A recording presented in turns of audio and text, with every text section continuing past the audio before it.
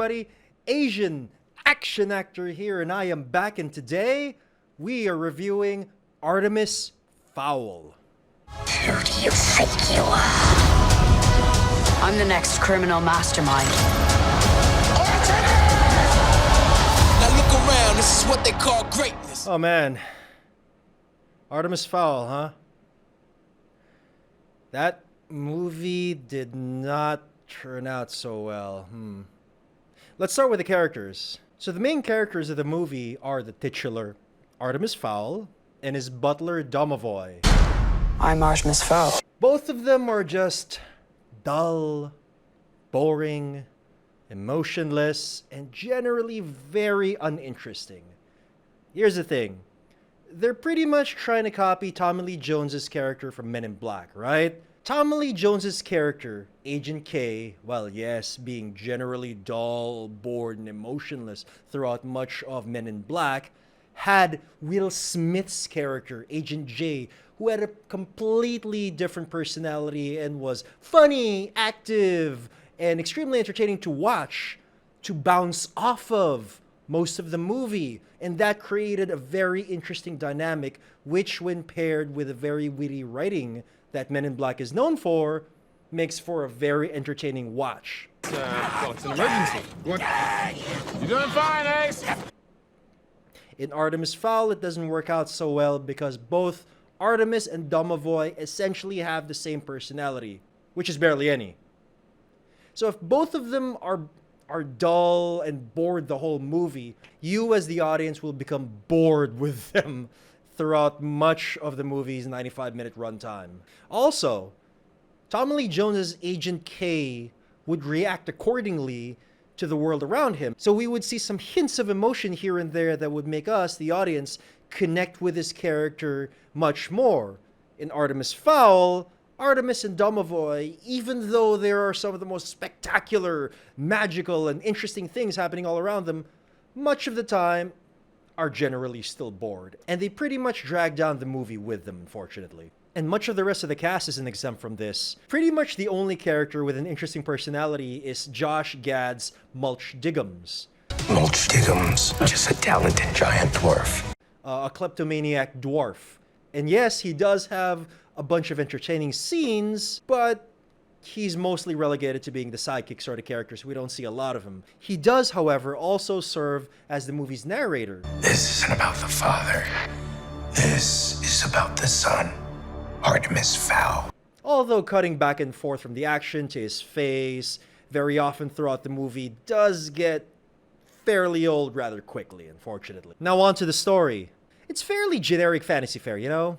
The heroes need to prevent the big bad from obtaining the item of ultimate power. Ooh. Your family has taken something of great value from us. Return it to me or I will destroy everything you love. We've never seen this before. Together, we'll do extraordinary things. Just give me the stone. I mean, seriously, never seen this before.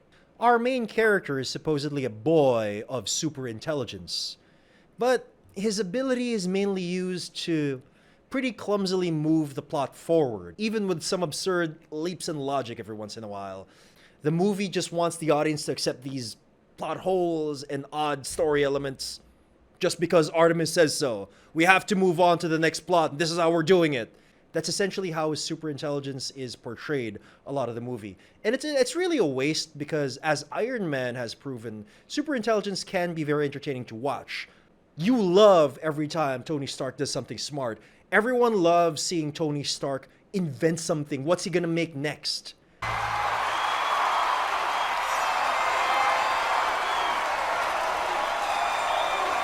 But here, Artemis' superintelligence is just for plot convenience's sake, even though it doesn't make sense. The special effects, however, are very good.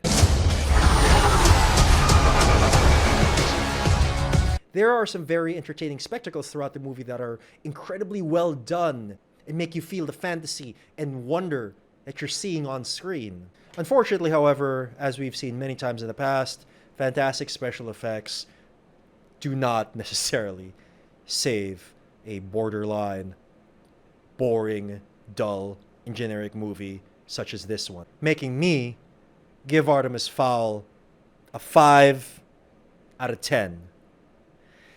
And you know, saying that makes me kind of sad because I actually really like Kenneth Branagh as a filmmaker. He's made some awesome movies in the past that I actually really like. You're the world-famous detective, Hercule Poirot. And I'm just, left wondering what happened this time around. And I can only just guess the obvious. You got it. It was studio interference, probably.